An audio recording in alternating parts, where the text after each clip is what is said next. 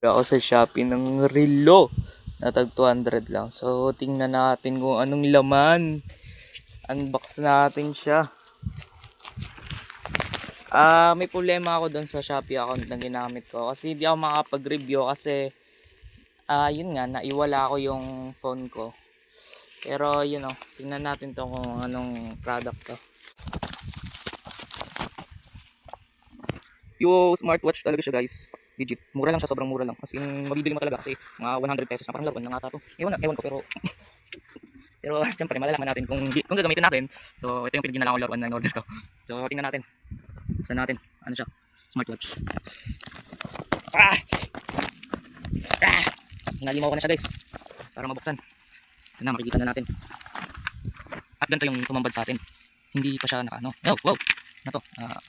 Wireless charging. Wireless charging bro. Dinidikit yan dyan oh. Yung magnet.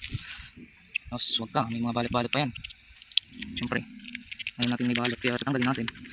Ingat ito mukhang. Oh, may screen. May balot din yung screen niya. Pero not to be plastic lang siya. Hindi siya tempered glass. So yan. Wait lang. Tapan na natin to.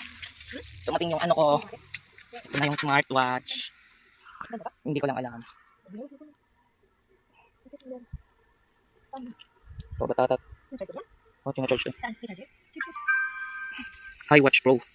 Maliit lang talaga siya. Kaya naman pala ano guys, kasi sobrang liit lang. Kaya pala sobrang mura.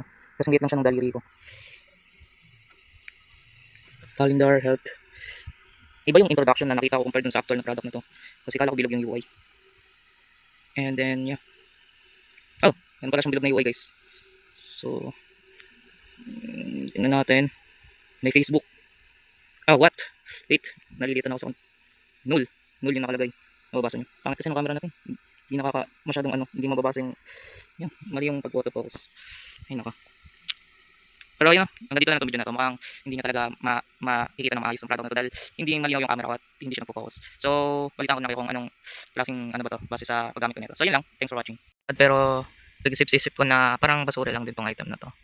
Kasi, yung UI niya parang Microsoft XP pa yung UI niya. And then, gimmick lang yung nakaka-open siya ng Facebook, TikTok. Kasi pag nandun ka sa actual na app, parang hindi kaya ng processor na ito mag-open ng mga app. Pag nandun ka na sa mga app at sinelect mo na yung Facebook dito, di ba may nakalagay na ng Facebook, ang ilalabas niya sa'yo, null! Walang laman. Null. Blanco. Basta null lang. Yung X, merong X dito. Kung makikita niyo, hindi ako nagbibiro guys, may X talaga dyan. Yung X na na social media. May X at Twitter yan at saka ano ba yan? Ang pangit naman ng lens ng cellphone na to. May X at saka parang basura lang to na dineliver sa atin sa totoo lang. Kasi hindi ko alam kung ang isang tao ay talagang essentially nagagamit ng ganito sa buhay niya. Hindi to Android. Yung programming nito ay lumang UI pa at hindi nito kayang handle ng kahit anong application. Lahat ng application dito, walang laman, empty, hindi gumagana. Huwag kayo bibili nito sa Shopee, mga tag 200 lang. Pinapakita nila sa video na nakaka-open ng Facebook, nakaka-open ng YouTube. No, hindi ganun yung makukuha nyo. Hindi siya nakakapag-open ng YouTube, hindi siya nakakapag-open ng Facebook. That is absolutely fake. That is absolutely useless. Down. Don't freaking buy the product. Makikita mo to sa Shopee na may advertisement siya na super parang legit talaga na maganda kasi nakaka-YouTube pag pinapakita nila sa Shopee. Tapos mura lang tag 200. No!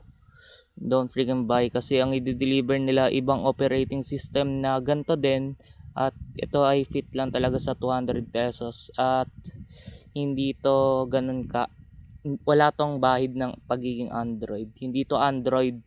Ano lang to, garbage lang yung operating system nito. Pang display lang to, hindi to magagamit ng maayos. Hindi to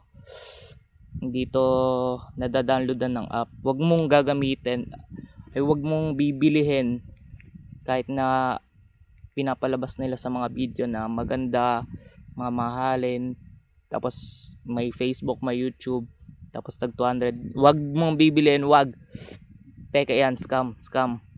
Huwag kayong bibilin yan.